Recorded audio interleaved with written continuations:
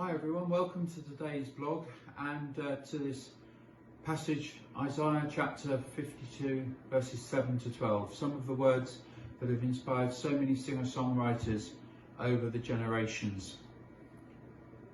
I wonder how you think about feet. Most of us have them. Some people love them, some people can't stand them, some people spend hours looking after them and pedicuring them, manicuring them. Other people would rather hide them behind a pair of socks or a pair of shoes and hope they go away. But in the passage from Isaiah today, it begins with these words: "How beautiful are the feet of the one who brings good news."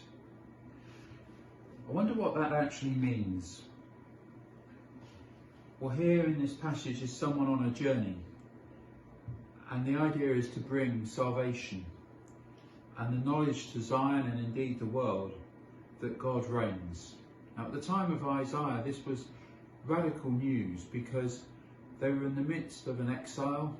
They had been persecuted for many generations, just like many persecuted people today. But they held on to this deep hope that beyond the clouds, beyond all things, God reigned. But something seems to have changed.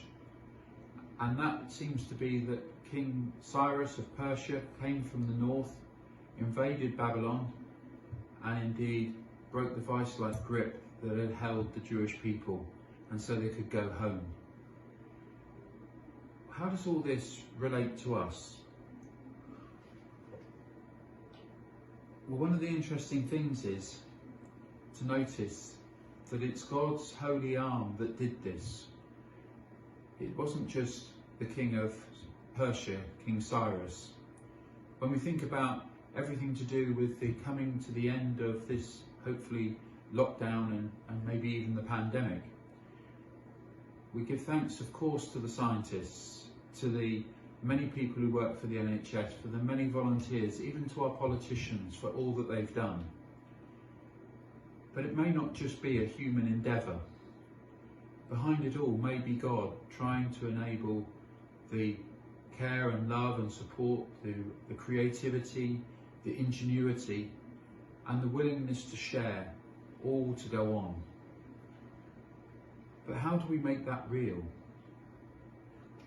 At the very end of the passage for today, it talks about an instruction for the people to go out and share this news, and not to touch any unclean thing, to purify ourselves, you who carry the vessels of the Lord. What is the vessels of the Lord? Well, at the time of Isaiah, these were temple vessels that they'd taken on their exile from Jerusalem into exile in Babylon, and now they would be able to bring them home. But for us, it may not just be our intellect and our wisdom and our knowledge from everything to do with the vaccine and the pandemic. It may also be our hearts. One of the things I've found during the end of this lockdown has been the amount of resentment and tiredness that people are feeling, and they're looking for someone to blame here, someone who's at fault here. And of course, the reality is they may well be. But the vessel also represents a willingness to allow our hearts to be filled with God's love, God's forgiveness, not just of ourselves, but so that we can offer that forgiveness to others. Will we allow our hearts to be filled as we come ever closer to Easter? And then God's reign won't be just beyond the clouds, beyond for those who can see in our own day. They will actually become a living reality here in our very midst, and we will have a message to announce where people who could indeed hold others to account choose instead to forgive. We come back then, of course, to that wonderful image of the prodigal son. We all come here. We are all the person who comes with one shoe off and one shoe on to receive the love not only of the Father, but also, if you can see, the tenderness of the hand of the mother, who actually takes us for who we are, broken, dirty feet, imperfect people, and fills us with love and you.